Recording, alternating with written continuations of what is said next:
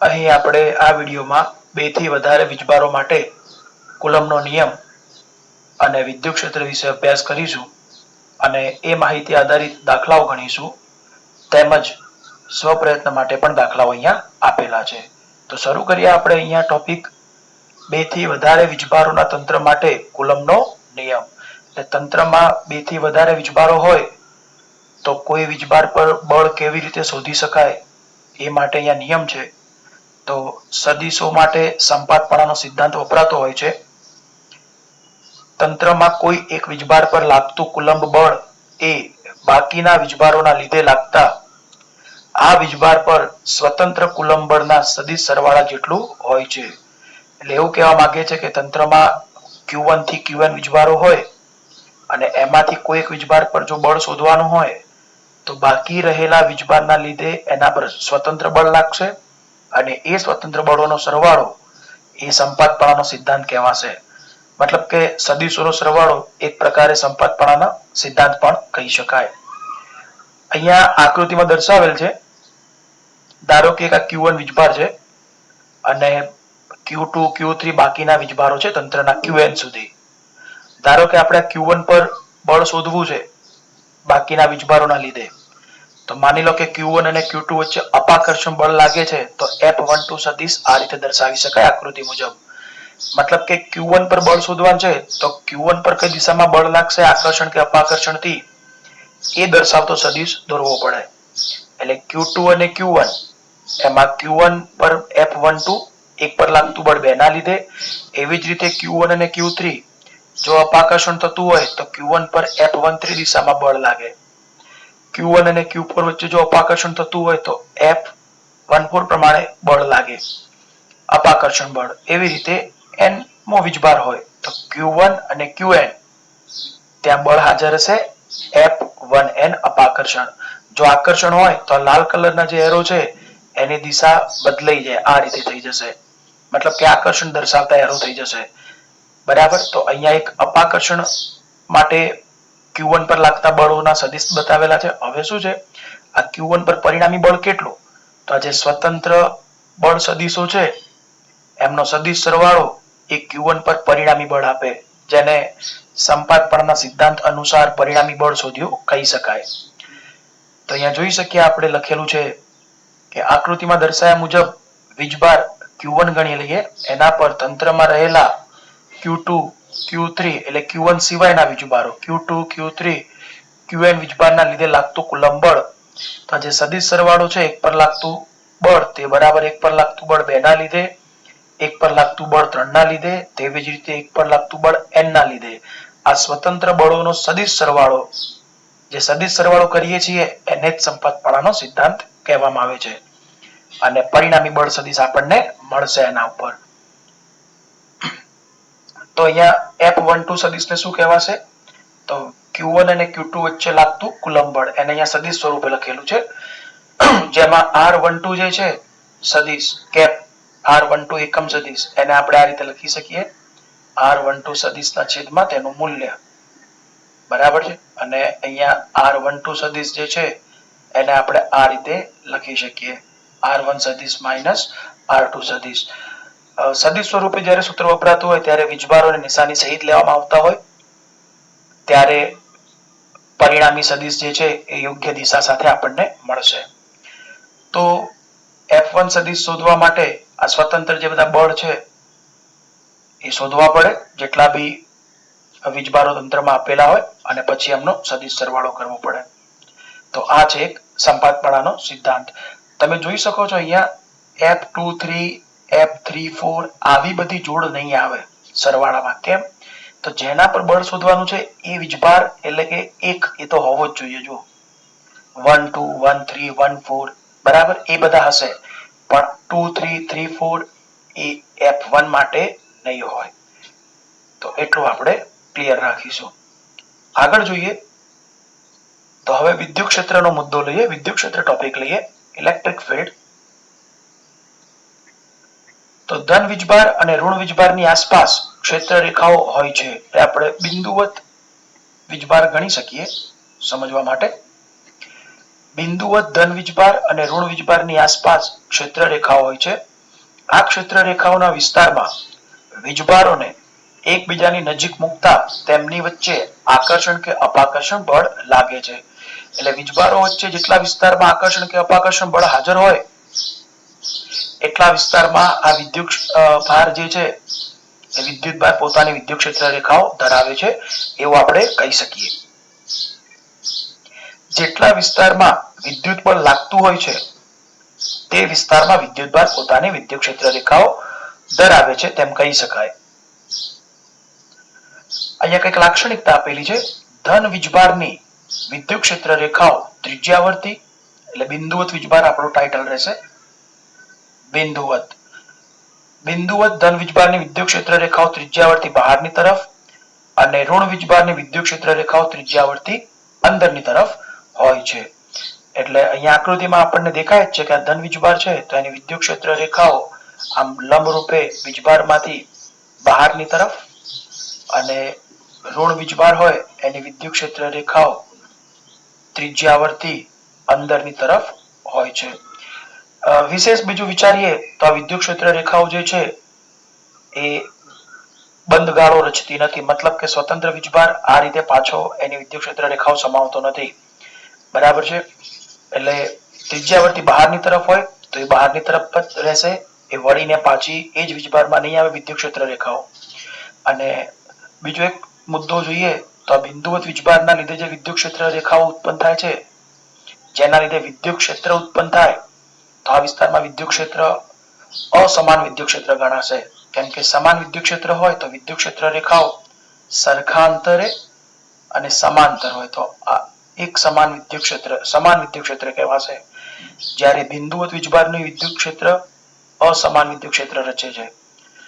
પછી આગળ જોઈએ તો સ્વતંત્ર વીજભારની વિદ્યુત ક્ષેત્ર રેખાઓ બંધગાળો રચતી નથી. જે હમણાં વાત કરીએ મુજબ કે આ વિદ્યુત ક્ષેત્ર રેખા આ રીતે ટર્મિનેટ થઈને પાછી નથી આવતી. મતલબ કે યુ ટર્ન લઈને એમાં ટર્મિનેટ નથી થતી પ્લસ ક્યુ માં. તો જે વિદ્યુત ક્ષેત્ર રેખા વિશે આપણે ભણી ગયા તો એના લીધે બિંદુવત વિદ્યુતભારના લીધે મળતો વિદ્યુત ક્ષેત્ર જોઈએ. અહીંયા બિંદુવત વીજભાર એ વિદ્યુત ક્ષેત્ર માટે આપણે ઉદ્ગમ ગણીશું. તો બિંદુવત વીજભારના લીધે ધારો કે આ પ્લસ ક્યુ વીજભાર છે એના લીધે આર અંતરે પી બિંદુ આગળ વિદ્યુત ક્ષેત્ર E પ્લસ સદિશ સ્વરૂપે KQ/R² ઇન્ટુ R કેપ તરીકે આપી શકાય. એમાં પ્લસ ક્યુ છે તો બિંદુ P આગળ વિદ્યુત ક્ષેત્ર રેખાઓની લાક્ષણિકતા અનુસાર પ્લસ ક્યુ માંથી બહારની તરફ વિદ્યુત ક્ષેત્ર રેખા દર્શાવવા માટે P થી આ રીતે એરો બતાવવો પડે દૂરની તરફ. જે આ એરો પ્લસ ક્યુ માટે બહારની તરફ દર્શાવે છે, ક્યુ થી બહારની તરફ. અને આ માઇનસ ક્યુ હોય તો એ જ આર અંતરે પી બિંદુએ વિદ્યુત ક્ષેત્ર એનું મૂલ્ય KQ/R² જેટલું જ થશે. મૂલ્ય KQ/R² જેટલું જ થશે. પરંતુ જે સદિશની દિશા છે એ વિદ્યુત ક્ષેત્ર રેખાઓની લાક્ષણિકતા અનુસાર ઋણ વીજભારની વિદ્યુત ક્ષેત્ર રેખાઓ અંદરની તરફ તો પી બિંદુથી આમ અંદરની તરફનો એરો બતાવવો પડે. તો વિદ્યુત ક્ષેત્ર સદિશ ભૌતિક રાશિ છે. એનો એકમ ન્યૂટન પર કુલમ થાય છે. અને એવી જ રીતે V બરાબર ED સૂત્ર આવશે તો એના પરથી પણ વિદ્યુત ક્ષેત્રનો એકમ વોલ્ટ પર મીટર થાય છે. વૈજ્ઞાનિકના નામ જે આવે છે બધા SI એકમો જ છે. અને અહીંયા બિંદુવત વીજભારનું વિદ્યુત ક્ષેત્ર સદિશ સ્વરૂપે KQ/R² ઇન્ટુ R કેપ વડે આપી શકાય છે. જો ફક્ત મૂલ્ય શોધવાનું હોય તો KQ/R² આ ફક્ત મૂલ્ય ગણાશે. જેમાં કઈ દિશા સાથે મતલબ નથી. અને મૂલ્ય શોધતા હોય ત્યારે વીજભારની નિશાની લેવી જરૂરી નથી. મતલબ કે નિશાની વગર જ વીજભાર લેવાનો. અને બિંદુવત વીજભાર માટે E બરાબર KQ/R² જે સૂત્ર છે એમાં વિદ્યુત ક્ષેત્ર વિરુદ્ધ અંતરનો આલેખ આ સપ્રમાણતાને આધારે આકૃતિમાં દર્શાવ્યા અનુસાર આલેખ મળે છે આપણને. E ચલે છે 1/R. આલેખ થશે E વિરુદ્ધ R નો આલેખ થશે. બરાબર છે. તો આ આલેખ થઈ ગયો બિંદુવત વીજભાર માટે વિદ્યુત ક્ષેત્ર વિરુદ્ધ અંતરનો આલેખ. વિદ્યુત ક્ષેત્રની બીજી એક વ્યાખ્યા જોઈએ તો એકમ ધન વીજભાર દીઠ લાગતા વિદ્યુત બળને આપેલા વીજભારનું વિદ્યુત ક્ષેત્ર કહે છે. એકમ ધન વીજભાર દીઠ લાગતા વિદ્યુત બળને આપેલા વીજભારનું વિદ્યુત ક્ષેત્ર કહે છે. જોઈએ કેવી રીતે આ વ્યાખ્યા ક્લિયર છે. આ પ્લસ ક્યુ એક વીજભાર લઈએ, એક સ્મોલ ક્યુ વીજભાર લઈએ, બંને વચ્ચે લાગતું કુલંબ બળ કે ક્યુ ક્યુ અપોન આર સ્ક્વેર. અહીંયા આપણે એક મૂલ્ય સ્વરૂપ સમજીએ છીએ. તો એફ ભાગ્યા ક્યુ મતલબ કે આપણે ક્યુ ની કિંમત એક એકમ લઈ લઈએ, એક કુલંબ કે એવી રીતે. તો એફ ભાગ્યા ક્યુ તો જમણી બાજુ વધશે કે ક્યુ અપોન આર સ્ક્વેર, જે અહીંયા વિદ્યુત ક્ષેત્રનું મૂલ્ય દર્શાવે છે, જેને ઈ કહીશું. તો સૂત્રમાં જે વીજભાર છે તે વીજભારનું વિદ્યુત ક્ષેત્ર કહેવાશે. બરાબર છે.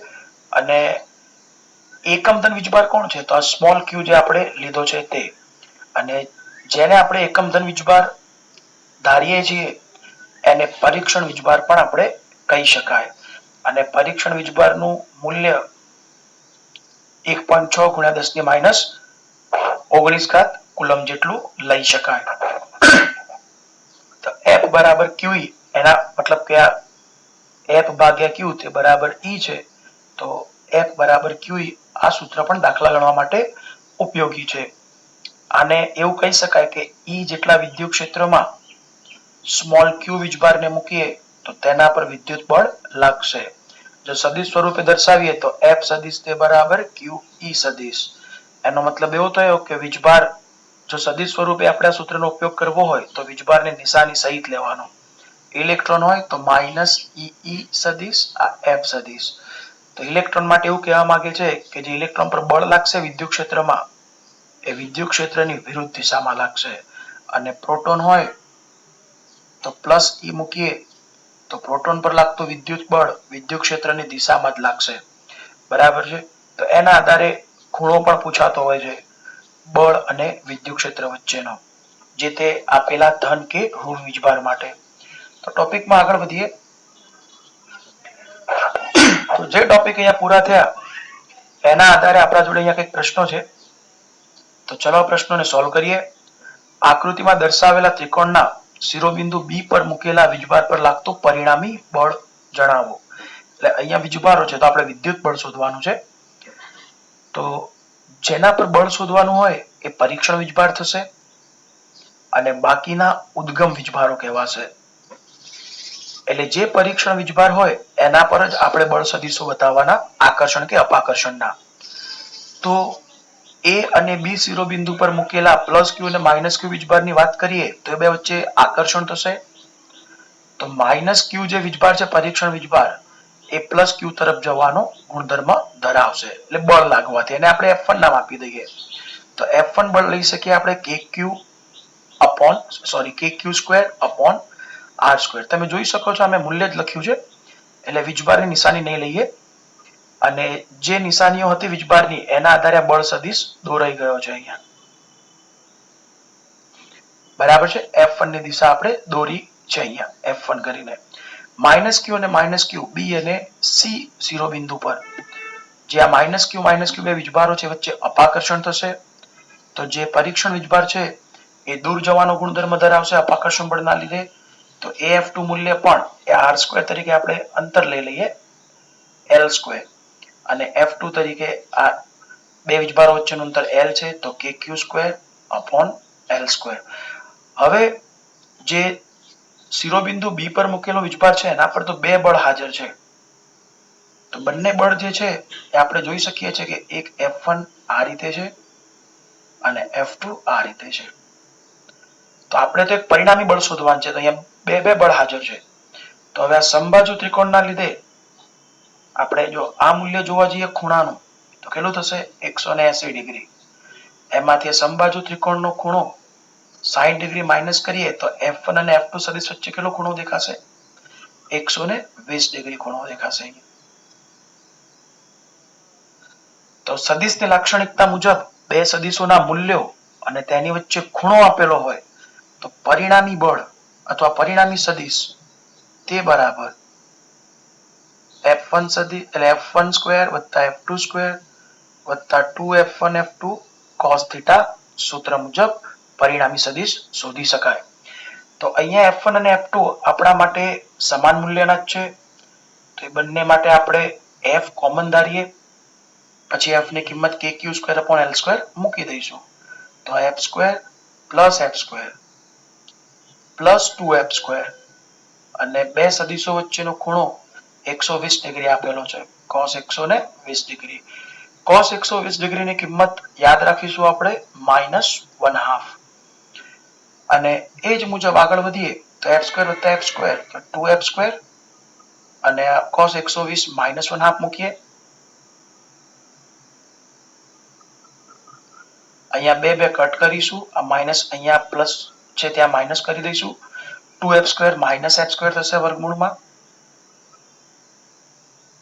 અને પરિણામે f પરિણામી બનશે આપણી જોડે √f², તે બરાબર f, અને f તરીકે આપણે ધારેલું છે kq²/L². એટલે f1 અને f2 નું પરિણામી જે મૂલ્ય છે એ આપણને અહીંયા મળશે. બંને મૂલ્યો સમાન છે f1 અને f2, તો પરિણામી સદિશ અહીંયા નીકળશે. બરાબર, જે આપણા માટે અહીંયા મૂલ્ય છે kq²/L². તેવી જ રીતે આપણે નેક્સ્ટ પ્રશ્ન જોઈએ. આગળના પ્રશ્નમાં 3 વીજભારો હતા. અહીંયા ચોરસના 4 શિરોબિંદુ ઉપર 4 વીજભારો આપેલા છે. તો શિરોબિંદુ 2 પર મૂકેલા વીજભાર પર લાગતું પરિણામી બળ ગણો. તો અહીંયા પણ વીજભારોના તંત્રમાં વિદ્યુત બળ જ આપણે શોધવાનું છે, બીજા કોઈ બળની વાત કરેલી નથી. તો શિરોબિંદુ 2 પર જે વીજભાર છે +q, મતલબ 1, 2 અને 3 પર +q વીજભાર છે, અને શિરોબિંદુ 4 પર -q વીજભાર છે. એકદમ ધ્યાનપૂર્વક વીજભારોની નિશાની ચેક કરવી જ પડે, જેથી આકર્ષણ અપાકર્ષણની ખબર પડે. 1 અને 2 પર મૂકેલા વીજભારો સજાતીય વીજભારો છે, તો આ પરીક્ષણ વીજભાર થશે. તો પરીક્ષણ વીજભાર પર અપાકર્ષણ બળ લાગશે, આપણે એનું નામ આપી દઈએ F1 નામ આપીએ, જેનું મૂલ્ય થશે kq², અને બે વીજભારો વચ્ચેનું અંતર આકૃતિ પરથી L², અહીંયા આપેલું જ છે. તેવી જ રીતે 2 અને 3 એ પણ સજાતીય વીજભારો, તો આ પરીક્ષણ વીજભાર પર બળ લાગશે, તો એ F2 લખીશું. તો F2 નું મૂલ્ય પણ આ બે વીજભારો વચ્ચેનું અંતર, ચોરસની લંબાઈ, બાજુની લંબાઈ છે L જેટલું થશે. એ F2 નું મૂલ્ય પણ આપણા માટે થશે kq²/L². બરાબર, કેમ કે બે વીજભારોના મૂલ્યો QQ છે અને અંતર L છે. તો જે F1 છે એ જ F2 થવાનું, અને એનું મૂલ્ય થવાનું kq²/L². હવે તેવી જ રીતે 2 અને 4 ની પેર લેવાની બાકી રહી ગઈ છે. તો 2 અને 4 શિરોબિંદુ પર જે વીજભારો છે એ વિજાતીય વીજભારો છે, તો પરીક્ષણ વીજભાર આકર્ષણ દર્શાવશે -q તરફ, તો એ બળ આપણે F3 કહી શકીએ. અને F3 નું મૂલ્ય લઈશું આપણે kqq, એટલે કે kq², અને બે વીજભારો વચ્ચેનું અંતર તો ચોરસના વિકર્ણ જેટલું થશે. ચોરસના વિકર્ણની લંબાઈ થશે √2L, અને √2L નો વર્ગ લઈએ. √2L કેવી રીતે થાય? તો પાયથાગોરસના થિયોરમ પ્રમાણે, પાયથાગોરસની થિયરી જે છે, તો L અને L આ 90 ડિગ્રી થાવ કર્ણ શોધી કાઢો, એ ચોરસનો વિકર્ણ બનશે. તો અહીંયા આવશે kq²/2L². આ F3 મૂલ્ય મળી ગયું. તો હવે શિરોબિંદુ 2 પર જે વીજભાર છે એના પર તો 3 બળ હાજર છે, 1, 2 અને 3, જે F1 અહીંયા છે, F2 અહીંયા છે, F3 અહીંયા છે. તો આનો પરિણામી સદિશ શોધવો પડે, મતલબ કે પરિણામી બળ શોધવું પડે. એના માટે F1 અને F2 90 ડિગ્રી છે, તો બે સદિશોને લઈને સોલ્વ કરીએ. તો F1 અને F2 નો જે પરિણામી છે એને આપણે F12 નામ આપીએ, અને બે વચ્ચે 90 ડિગ્રીનો ખૂણો છે, પરસ્પર લંબરૂપે છે, તો F1² + F2². પછી 2F1 F2 cos 90 ડિગ્રી થશે. cos 90 ડિગ્રી 0 થઈ જશે, તો એ પદ આપણે પ્લસ વાળું શૂન્ય લખીશું નહીં, તો વર્ગમૂળમાં F1² + F2². અહીંયા F1 અને F2 ની કિંમતો સમાન મળેલી છે, kq²/L². તો અહીંયા થશે 2 વખત kq²/L² આખાનો વર્ગ, અહીંયા વર્ગ કરવાનો છે. બંને મૂલ્યો સમાન છે સરવાળામાં, એટલે અહીંયા 2 લખી દીધા. અને F12 આપણને મળશે 1 અને 2 નો પરિણામી, √2m ના m, kq²/L² આખાનો વર્ગ જે છે એનો વર્ગમૂળ નીકળીને વર્ગ જતો રહેશે, તો અહીંયા વધશે kq²/L². હજુ તો આ F12 આવી ગયું, હજુ F3 બાકી છે. F3 આ દિશામાં છે. ચોરસના કેન્દ્ર તરફ, અને F12 આપણને આ રીતે મળશે. F1 અને F2 ના મૂલ્યો સમાન છે એટલે એક્ઝેક્ટ વચ્ચેથી જ સદિશ નીકળશે પરિણામી 1 અને 2 નો પરિણામી. હવે F12 અને F3 બે સદિશો પરસ્પર વિરુદ્ધ દિશામાં છે. શિરોબિંદુ 2 આગળ વિરુદ્ધ દિશામાં છે તો સદિશોના મૂલ્યોની બાદબાકી થાય. તો પરિણામી સદિશ આપણો જવાબ આપશે બળ સ્વરૂપે. તો મોટું મૂલ્ય માઇનસ નાનું મૂલ્ય, તો F12 નું મૂલ્ય √2 છે kq²/L², અને F3 છે અહીંયા kq²/2L². એટલે આ √2 વાળું મૂલ્ય મોટું થશે. √2 એટલે કે અહીંયા હું પહેલા લખું તો F12 - F3. આ સદિશોની બાદબાકી નથી, આ મૂલ્યોની બાદબાકી છે. એટલે સદિશોના મૂલ્યો પરથી F12 નું મૂલ્ય છે √2 kq²/L² kq²/2L². તો કોમન કાઢી લઈએ kq²/L², કૌંસમાં વધશે √2 - 1/2. તો અંતિમ જવાબ આટલો પણ આપણે રાખી શકીએ. અને પરિણામી બળ સદિશની દિશા કઈ આવશે? તો જે મોટું મૂલ્ય હતું F12 એની દિશામાં, એટલે 2 આગળ આ પરિણામી બળ આ દિશામાં મળશે. શબ્દોમાં લખેલું હોય કે ચોરસના કેન્દ્રથી દૂરની તરફ, અથવા ચોરસના કેન્દ્રથી લંબરૂપે ચોરસના કેન્દ્રથી દૂર જ ગણીશું આપણે, અને બીજા કોઈ શબ્દો આપેલા એ પ્રમાણે ચેક કરીશું. અને જો આમાં તમારે 2 વડે ગુણવું હોય આખા જવાબને, તો તમે આ રીતે પણ લખી શકો. F પરિણામી તે બરાબર જમણી બાજુ 2 વડે ગુણવા મતલબ કે લસા લઈ લઈએ છેદમાંથી, તો આપણને આટલું મળશે kq²/2L². અહીંયા આવશે 2√2 - 1. તો આ પણ એક ઓપ્શન વેલિડ છે આપણા માટે. અને એવી જ રીતે એની દિશા પણ આપણે નક્કી કરી શકીએ, શબ્દોમાં બી લખી શકીએ આપણે રીતે. નેક્સ્ટ જોઈએ, આકૃતિમાં ચોરસના કેન્દ્ર આગળ વિદ્યુત ક્ષેત્ર ગણો. હવે વિદ્યુત ક્ષેત્ર ગણવાનું છે. આપણે આગળ વિદ્યુત બળ ગણ્યું, અહીંયા વિદ્યુત ક્ષેત્ર ગણીશું. વિદ્યુત ક્ષેત્ર માટે જે બિંદુએ મતલબ કે અહીંયા કેન્દ્ર આપેલું છે, તો કેન્દ્ર આગળ વિદ્યુત ક્ષેત્રના સદિશો વિદ્યુત ક્ષેત્ર રેખાઓની લાક્ષણિકતા મુજબ દોરીશું. મતલબ ધન વીજભારની વિદ્યુત ક્ષેત્ર રેખાઓ બહારની તરફ અને ઋણ વીજભારની વિદ્યુત ક્ષેત્ર રેખાઓ અંદરની તરફ. તો શરૂઆત કરીએ વીજભાર 1 થી, એટલે કે શિરોબિંદુ 1 પર મૂકેલા ધન વીજભારથી. તો અહીંયા C બિંદુ આગળથી બહારની તરફ, તો એ થશે E1, અને E1 નું મૂલ્ય કેટલું થશે? મતલબ વીજભાર 1 ના લીધે કેન્દ્ર આગળ વિદ્યુત ક્ષેત્ર, તો વીજભાર Q થી કેન્દ્ર સુધીનું અંતર થશે આખા વિકર્ણનું અડધું, તો √2L નું અડધું અંતર એ આપણા માટે થશે L/√2. 4 શિરોબિંદુ માટે કેન્દ્ર સુધીનું અંતર સરખું થશે, તો kq/L², L/√2 નો હોલ સ્ક્વેર. તો આ મૂલ્ય થશે kq, √2 નો વર્ગ થઈને ઉપર 2 જશે, છેદમાં L² રહેશે. એવી જ રીતે આપણને મળશે શિરોબિંદુ 2 પર મૂકેલો વીજભાર બી પ્લસ છે, તો એની વિદ્યુત ક્ષેત્ર રેખાઓ બહારની તરફ, તો આ રીતે એરો બતાવાય C બિંદુ આગળથી બહારની તરફ. E2 માટે તો E2 નું મૂલ્ય પણ આ જ થવાનું, 2kq/L² જેટલું. શિરોબિંદુ 3 અને શિરોબિંદુ 4 લઈએ, તો 3 પર જે વીજભાર છે એ ઋણ -q છે, તો ઋણ વિદ્યુત ભારની વિદ્યુત ક્ષેત્ર રેખાઓ અંદરની તરફ હોય, તો C આગળથી અંદરની તરફ આપણે આ રીતે બતાવી શકીએ. E3 બોલીએ એને, તો E3 નું પણ મૂલ્ય મળશે આપણને 2kq/L².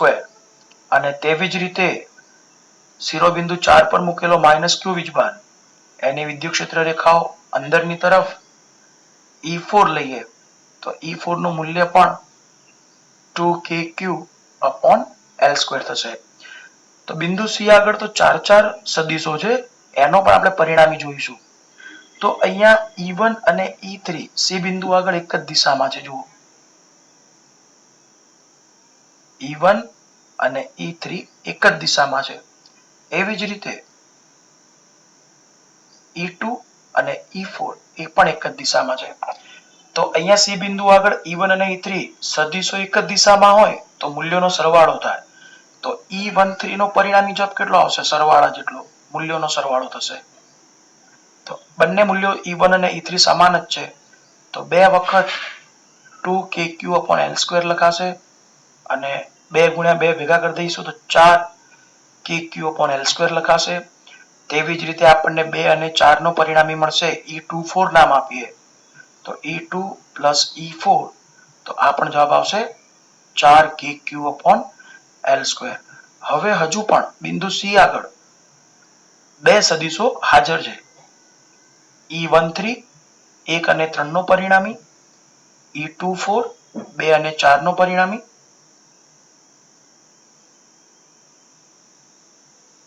E24 અને હવે આ બંનેનો પરિણામી શોધવા માટે કેન્દ્ર આગળ આ બંને વિકર્ણની બાજુ પર છે તો આ 90 ડિગ્રીનો ખૂણો થશે. તેમનો પરિણામી જવાબ અહીંયા મળશે આપણને. E પરિણામી 1 3 અને 2 4 ના મૂલ્યો પણ સમાન છે. બે સદિશો કાટખૂણે છે તો પરિણામી જવાબ E13² + E24². આ મુજબ E પરિણામી આપણે લાવીશું તો 1 નું મૂલ્ય વર્ગમૂળમાં 2 ગણું થશે 4kq/L². તો આને આપણે આ રીતે લખી રાખી શકીએ 4 √ 2 kq/L². તો આ પરિણામી વિદ્યુત ક્ષેત્ર C બિંદુ આગળ છે. અને જો આની દિશા જોઈએ તો C બિંદુથી નીચેની તરફ, અને જો શબ્દોમાં હોય તો અહીંયા માનો કે A, B, C અને D આપેલા હોય તો શબ્દોમાં લખેલું હોય કે પરિણામી વિદ્યુત ક્ષેત્ર આટલા મૂલ્યનું અને આ CD રેખા અથવા CD જે ખંડ છે એને લંબરૂપે, બરાબર છે. અથવા કોઈ આ એક બાજુને સમાંતર બી કહેવાય, AD ને સમાંતર, A થી D દિશામાં, BC ને સમાંતર, B થી C દિશામાં. તો એવી રીતે આની દિશા પણ આપેલી હોય. નેક્સ્ટ જોઈએ તો અહીંયા આપણે જે દાખલાઓની પ્રેક્ટિસ કરી એના આધારે અહીંયા બીજા મેં કંઈક પ્રશ્નો આપેલા છે સોલ્વ કરવા માટે. તો ધ્યાનપૂર્વક આગળના દાખલાઓ જો તમે સમજ્યા હોય તો એ મુજબ એક્ઝેક્ટલી આ સોલ્વ થશે. બરાબર છે. તકલીફ પડે તો પાછા એ જ મુદ્દાઓને ચેક કરજો જેથી કરીને તમને અહીંયા સ્વપ્રયત્નમાં સફળતા મળે.